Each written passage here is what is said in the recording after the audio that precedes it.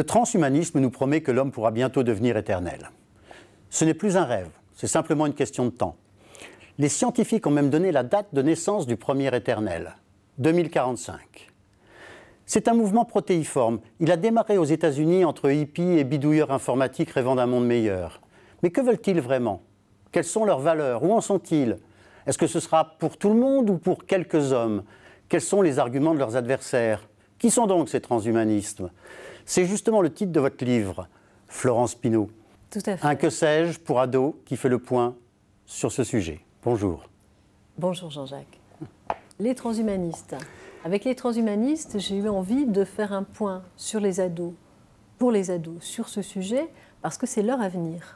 Dans 30 ans, ce sont eux qui seront aux manettes, qui auront entre 40 ans et 50 ans, et qui seront... Donc ce sont nos enfants, nos petits-enfants qui ont des chances de devenir éternels. Ce sont nos petits-enfants qui ont des chances d'avoir des enfants qui seront éternels. Nos petits-enfants, nos enfants, je crains qu'ils n'aient peu de chances de devenir éternels. Est-ce que vous faites le point sur les avancées de la médecine, les avancées de la technologie dans ce livre? Oui, je suis journaliste qui suit justement les biotechnologies, la chirurgie génétique et toutes ces technologies médicales qui fascinent les transhumanistes. Et donc, bien sûr, je fais le point. J'ai trouvé que c'était très important. On entend toujours l'enfant immortel va naître bientôt. Mais on n'en est pas encore là pour l'instant. On n'en est pas encore là parce que génétiquement, on ne sait pas encore quels gènes font quoi et quels sont les gènes de la longévité. Au niveau de la thérapie cellulaire, c'est-à-dire le bidouillage des cellules du vivant pour les rendre un petit peu plus performantes, qu'elles meurent moins vite, éventuellement qu'elles se reproduisent mieux, on n'est pas encore très au point non plus parce qu'on a du mal à les maîtriser, ces cellules.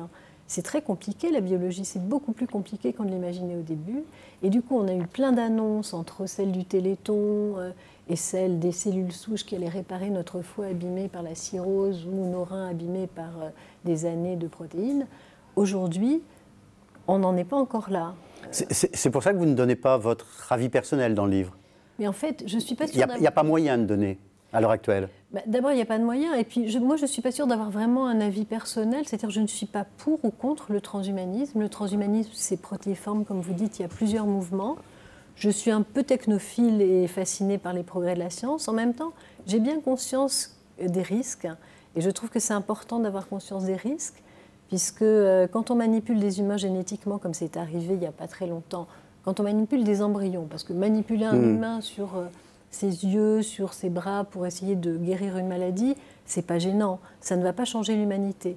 Quand on manipule des embryons et qu'on fait naître des bébés à l'ADN manipulé, qui sont en fait des humains génétiquement modifiés, des HGM, comme les OGM, ces enfants pourront avoir des enfants qui seront aussi modifiés. Et là...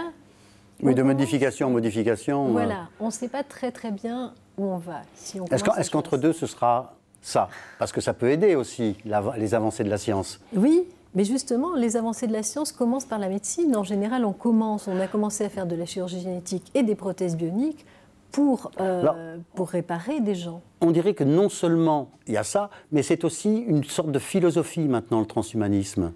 Ça, c'est ce qu'on a brodé autour. C'est ce qu'on a brodé autour, oui. C'est pas vrai, c'est pas une philosophie. Au début, c'était une philosophie, comme vous disiez, de hippies qui rêvaient d'un monde meilleur grâce à l'informatique. Pour eux, il y aurait à manger pour tout le monde, plus de maladies, et on serait tous heureux grâce à l'informatique.